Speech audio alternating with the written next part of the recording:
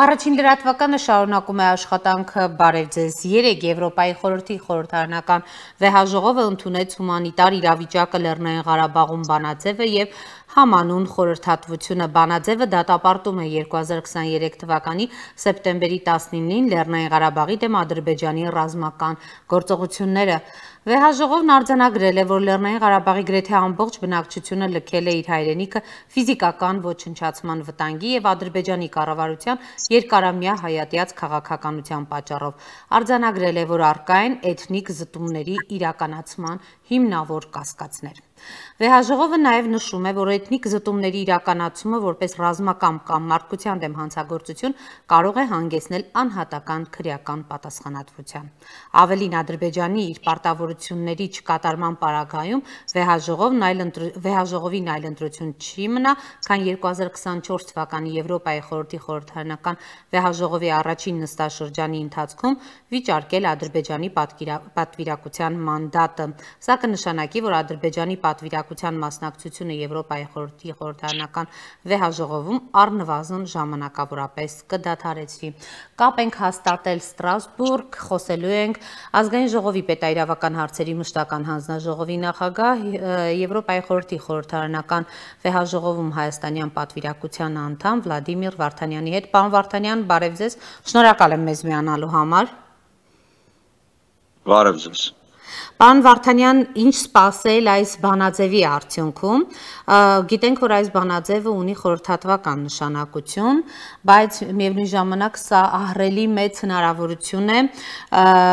նաև դիվանագիտական ճակատում ճիշտ աշխատելու դեպքում, ինչ քայլեր են արվելու առաջիկայում։ Խորհրդատվական բնույթի փաստաթղթեր են միջազգային կազմակերպությունների գրեթե բոլոր բանաձևերը կամ որոշումները, այս փաստաթղթի կարևորությունը նրանում է, որ ըստ էության Ադրբեջանի որոշակի հստակ ժամանակացույց է տրված, որպեսզի վերջինս իրականացնի շատ տեսանելի քայլեր ուղղված Ադրբեջանում եւ մասնավորապես Ադրբեջանի մարդու իրավունքների պաշտպանության հետ կապված եւ մասնավորապես իրենց տները լքած հայ ազգաբնակչության իրավունքների պահպանման հետ կապված։ Դուք արդեն նշեցիք ձեր նախնական ելույթում, որ քննադատվել է եւ ռազմական գործողություններ վարելը եւ էթնիկ զտման քաղաքականությունը, որ իրագործվել է, եւ ըստ էության Ադրբեջանին ներկայացվել է հստակ մոտեցում կան կարմիր գծեր, որոնց անցնելու պարագայում դուք այլևս որևիցե բան Եվրոպայի խորհրդի հետ չեք ունենալու։ Պարոն Վարդանյան, ընդհանրապես հետաքրքիր է ինչ տեսակետ կար մյուս բոլոր խմբակցությունների մոտ, բոլոր ֆրակցիաները աջակցեցին այս բանաձևին, ընդհանրապես որ երկրներն էին առավել ակտիվ։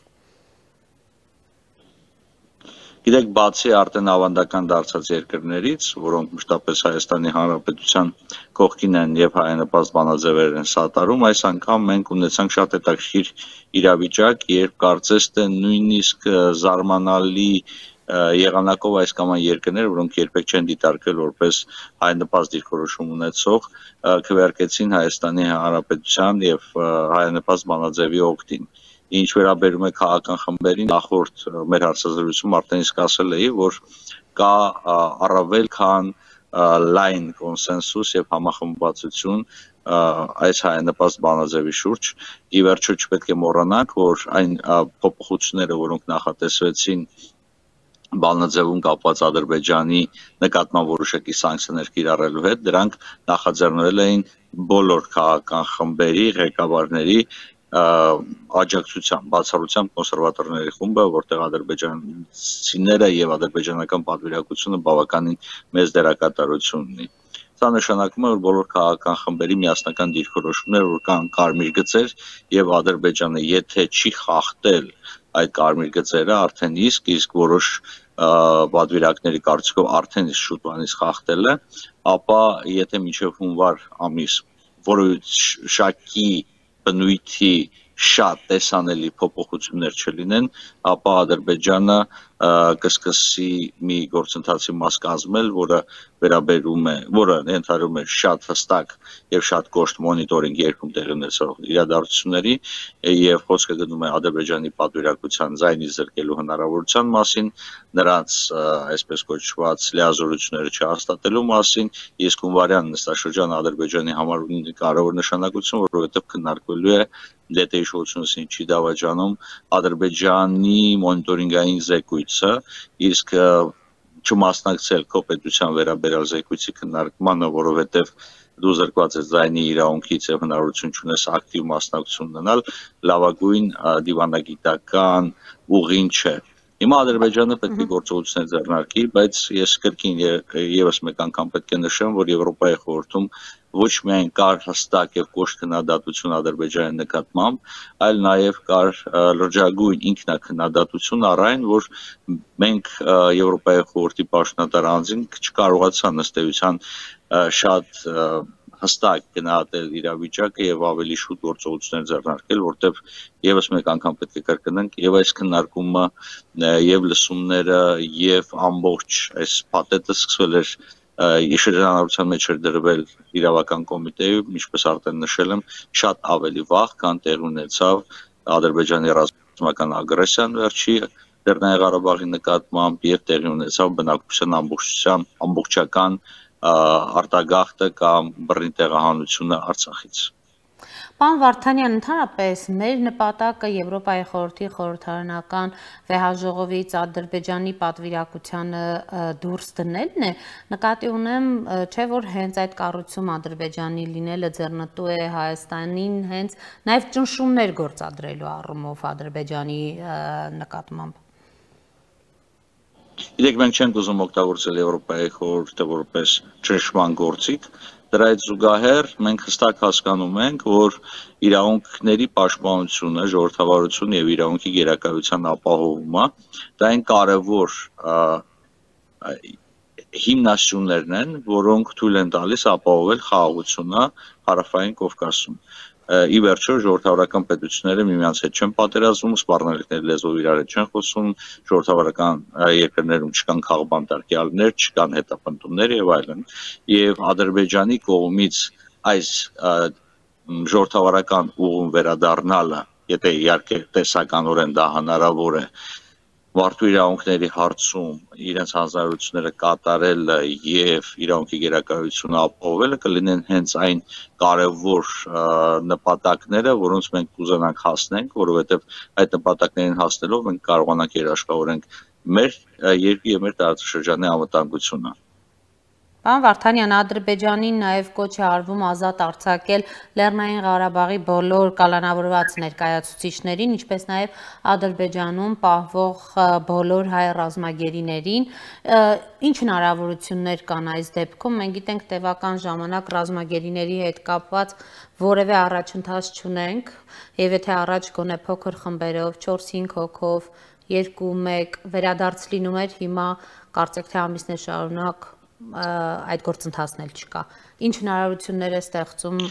նաև այս կոչը։ Ուղղակի հնարավորություն չի նախատեսվում բանաձևով, բայց այն, որ Եվրոպայի խորհրդի պաշտոնատար անձինք հնարավորություն կունենան համապատասխան այցերով այցելել Ադրբեջան եւ տեսակցել այդ անձանց քննարկումներ իրականացնել վերջիններիս հետ Ադրբեջանի իշխանությունների հետ, տեսնել իրավիճակը տեղում, սա էապես կփոփոխի այն ընկալումը, որը արկա է որոշ երկրների մոտ։ Տեսեք, Ադրբեջանի մոտեցումը հետեւյալն է, կրկին ճակերտավոր մոտեցումը, որ այդ անձինք ռազմագերի չեն, նրանք կատարել են լուրջ հանցագործություններ կրկին ճակերտներում եւ այդ ամենը իրենց լեգիտիմ հնարավորություն է տալիս վերջիներիս հետապնդել։ Հիմա մեր ամբողջ խնդիրն է ցույց տալ, որ այդ անձանց միակ մեղքը այն է, որ վերջիներս հայ են եւ նրանք դատվում են Ադրբեջանում միայն այն պատճառով, որ նրանց ազգությունը հայկական, էթնիկ ծագումը հայկական է։ Սա պետք է հասցնել մեր գործընկերներին։ Երեք եթե չեմ սխալվում Պոլ Գավանը, որը մեր մի շարք հարցերով զեկուցող էր, ասաց, որ Ադրբեջանի հետ էթնիկ հայերը ապրելը ընդհանրապես բարդացվում է նաև նրանով, որ Ադրբեջանը ամենավատ երկրներից մեկն է, եթե ոչ ամենավատը, մարդու իրավունքների պաշտպանության տեսանկյունից Եվրոպայի խորհրդի տարածքում, եւ սա պետք է հաշվի առնենք մենք, եւ այս գործընթացը մենք պետք է դիտարկենք նաեւ հենց մեր ռազմագերիների եւ այլ պատանդ անձանց ազատագրելու համար, որովհետեւ տվյալ մարդիկ ըստ էության գտնվում են պատանդային վիճակում։ Պարոն Վարդանյան, արդեն այսօր ինչ աշխատանքներ պետք է իրականացնենք Եվրոպայի խորհրդի խորհրդարանական վեհաժողովի ձմեռային նստաշրջանում ներկայանալու եւ մեկ քայլ առաջ գնալու առումով ունենք այս բանաձևը, ունենք հայտարարությունը, խորհրդատվական համանուն խորհրդատվությունը, ինչ պետք է անենք այս ամիսներին ձմռան նստաշրջանին էլ ավելի շատ ուրեմն քայլեր արձանագրելու, բանաձևեր ունենալու, չգիտեմ։ Մենք պետք է շարունակենք շատ ակտիվ համագործակցություն Եվրոպայի խորհրդի բոլոր կառույցների հետ, շատ ակտիվ դիվանագիտական աշխատանք վարենք եւ այդ թվում եւ գուցե նախ եւ առաջ խորհրդարանական դիվանագիտության մակարդակով պետք է նշեմ, որ դեռ ոչ Եվրոպայի խորհրդի գրեթե ոչ բոլոր պատվիրակությունների մոտ կա հստակ ընկալում առայն թե ինչ է տեղի ունեցել Լեռնային Ղարաբաղում, մենք շատ ավելի հստակ մոտեցումներ պետք է ունենանք եւ շարունակենք դիվանագիտական աշխատանքը այս ուղղությամբ։ Անհրաժեշտ է լծվել նաեւ այն որակարգային հարցերում, որ երկրների մասին է խոսքը մենք Լատվիայի հետ կապված ես պետք է արձանագրեմ, որ մենք ունենք խնդիրներ։ Լատվիայի արտաքին գործերի նախարարը, ում ես փորձեցի հարց տալ կապված Եվրոպայի խորհրդի դերակատարության հետ, այնպես լղոզեց հարցը, որ հստակ դարձավ, որ օրինակ Լատվիայում մենք ունենք աշխատելու տեղ։ Կա աշխատելու տեղ նաև այլ երկրներում, մասնավորապես երկրներում, որտեղ չկա հայկական համայնք, չկա հայկական ներկայացվածություն, փոքր երկրներն են, որոնց համար երրորդական նշանակություն ունեն հարցերը, որոնք կապված չեն իրենց փոքրիկ տարածաշրջանի հետ։ Մենք պետք է աշխատենք այդ ուղղությամբ եւ դեսպանները կոնկրետ աշխատանք ունեն այս առումով։ Դեսպանների աշխատանքից զատ անհրաժեշտ է ակտիվացնել եւ խորհրդատվական եւ խորհրդարանական դիվանագիտությունը եւ պետք է զարգացնել այն բոլոր հնարավորությունները, բոլոր խողովակները, որոնք թույլ կտան ավելի հստակ հայկական նարատիվը դարձնել գերիշխող նարատիվ։ Հիմա ամենամեծ խնդիրը, որը շարունակում է մնալ, այն, որ Ադրբեջանը շատ ակտիվ մտածածի նարատիվներ է օգտագործում եւ գրեթե բոլորը չասեմ, բայց մի շարք բանախոսների մոտ հետեւյալ մոտեցումներ, որ այո, իրավիճակը այսպեսին է, մենք տեսնում ենք, որ կա էթնիկ զտում, բայց կան տարբեր նարատիվներ, հայկական նարատիվ եւ ադրբեջանական նարատիվ։ Եվ ամենավատը այն է, որ այդ երկու նարատիվները դնում են նույն հարթության մեջ։ Իրականում այդ ադրբեջանական նարատիվը հանցավոր նարատիվ է եւ ընդհանուր նարատիվին պետք չէ անդրադառնալ, բայց քանի որ Ադրբեջանը դեռ շարունակում է որոշակի առումով հետաքրքրություն ներկայացնել եվրոպական մի շարք երկրների համար, նավթի, գազի եւ այլ առումով, մեր աշխատանքները շատ ավելի հստակ եւ շատ ավելի տեսանելի պետք է լինեն։ Ես չեմ ասում սա որպես քննադատություն, ոչ դիվանագիտական մարմիններին, ոչ մեր համայնքներին եւ այլն, ես պարզապես արձանագրում եմ այն իրավիճակը, որը կա, եւ կոչ եմ անում նախ եւ առաջ ինձ եւ բոլոր այն անձանց, ովքեր ներգրաված են խորհրդարանական դիվանագիտության եւ նմանատիպ հայկական շահերը ներկայացնող տարատեսակ միջոցառումների մեջ շատ ավելի ակտիվացնել են այս գործողությունները, որովհետեւ սա է հնարավորությունը այդ նարատիվը որոշակի առումով ծածկել եւ ներկայացնել հանրությանը, որ կա մեկ նարատիվ, այդ նարատիվը բխում է մարդու իրավունքների պաշտպանությունից եւ սա հայկական նարատիվ չի, սա պարզապես այն նարատիվն է, որը համապատասխանում է Եվրոպայի խորհրդի չափանիշներին։ Սա ամենակարևոր գործերից մեկը պետք է լինի մեզ համար։ Պարոն Վարդանյան, մենք գիտենք տարիներ շարունակ ինչպես է Եվրոպայի խորհրդի խորհրդարանական վեհաժողովում Ադրբեջանի պատվիրակությունը աշխատել, թե որքան մեծ գումարներ է Ադրբեջանը վճարել, ընդհանրապես կոռուպցիոն սկանդալներն են եվրոպական տարբեր թերթերում հրապարակվել, նշվել, այսպես կոչված այդ խավիարային դիվանագիտությունը այլևս գոյություն չունի։ Խավիարային դիվանագիտությունը այլևս գոյություն չունի, որովհետև Եվրոպայի խորհրդում այդ կոռուպցիոն սկանդալից հետո շատ լուրջ է վերաբերումը նման տեսակի մոտեցումների նկատմամբ։ Եվ չեմ ասի, որ Եվրոպայի խորհուրդը ամբողջությամբ ձերբազատվել է բոլոր տեսակի կասկածանքներից, մասնավորապես շահերի բախմամբ, այս կամ այն երկրի ազդեցության տակ գտնվելու կամ հայտնվելու առումով, բայց իրավիճակը այնպեսին չէ, որը կար այն ժամանակ, երբ ընդունեցին այդ հայտնի բանաձևերը եւ մի շարք եվրոպական պաշտոնատար անձինք այդ падգամավորներ ենթարկվեցին պատասխանատվության։ Բայց գիտեք, այդ իրավիճակը այսօր բարվոք է, բայց մենք պետք է շատ ուշադիր լինենք, որպեսզի նման երևույթները նորից տեղ չգտնեն։ Օրինակ Թուրքիայի ազդեցությունը, Ադրբեջանի ազդեցությունը որոշ երկրների վրա զգացվում է։ Եվ պարզ է, որ այստեղ Ադրբեջանի գեղեցիկ աչքերի համար չեն ստանում այդ երկրներից համապատասխան սատարում։ Մենք իհարկե այդ ռեսուրսները չունենք, բայց դրա համար մենք ունենք մարդկային ռեսուրս եւ այն ընկալումը, որ մեր նարատիվը բավականին հստակ եւ ճիշտ է եւ մեր աշխատանքը առավել մատչելի լեզվով ավելի հստակ ներկայացնել մեր գործընկերներին, թե ինչ է տեղի ունեցել։ Այսինքն այս պայծրությամբ կոռուպցիոն սկանդալներ չկան, բայց աշխատանքը կոռուպցիայի դեմ պայքարի Եվրոպայի խորհրդում շարունակվելու է, որովհետև օրինակ նույն Ադրբեջանի պատվիրակության ղեկավարը կներկես միշտ զարմանում եմ ոնց է շարունակվում պատվիրակության ղեկավար մնալ կամ լինել Եվրոպայի խորհրդի խորհրդարանական վեաժողովում, որովհետև վերջինս եւս ընդգրկված էր այդ կոռուպցիոն սկանդալների մեջ եւ բարեբախտաբար մի ձև կներեք արտահայտության համար պալստած։ Եվ հիմա շարունակում է իր քաղաքականությունը այնպես, ինչպես վերջի 20 տարիների ընթացքում։ Շնորհակալ եմ, պարոն Վարդանյան։ Ես եմ շնորհակալ։ Հիշեցնեմ, որ մենք զրուցում էինք Ստրասբուրգ Եվրոպայի խորհրդարանական վեհաժողովի հայաստանյան պատվիրակության անդամ Վլադիմիր Վարդանյանի հետ։